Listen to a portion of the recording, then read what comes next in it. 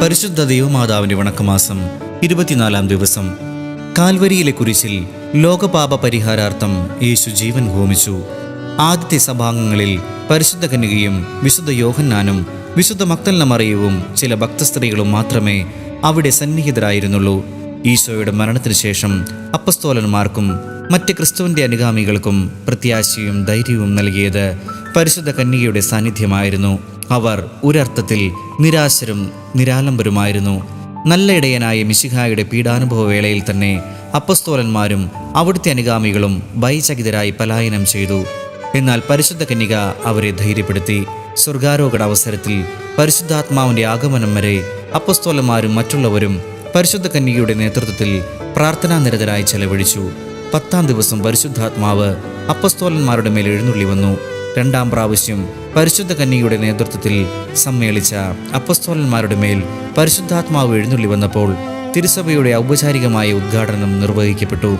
അതുപോലെ ഓരോ ക്രിസ്തീയാത്മാവിൻ്റെയും ആധ്യാത്മിക ജനനത്തിലും പരിശുദ്ധാത്മാവും പരിശുദ്ധ കന്യകയും സംയുക്തമായി പ്രവർത്തിക്കുന്നു.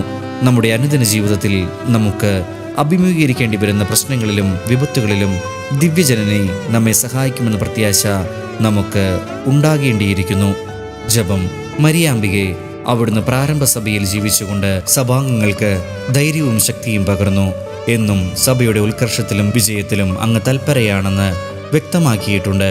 ഞങ്ങളും സഭാമാതാവിനെ സ്നേഹിക്കുവാനും അവളോടൊത്ത് ചിന്തിക്കുവാനും സഭയുടെ ആദർശങ്ങൾക്ക് വേണ്ടി നിലകൊള്ളുവാനുമുള്ള അനുഗ്രഹങ്ങൾ നൽകണമേ. പ്രത്യേകിച്ച് വിവിധ രാജ്യങ്ങളിൽ സഭ മർദ്ദനത്തിന് വിധേയമായിക്കൊണ്ടിരിക്കുന്നു.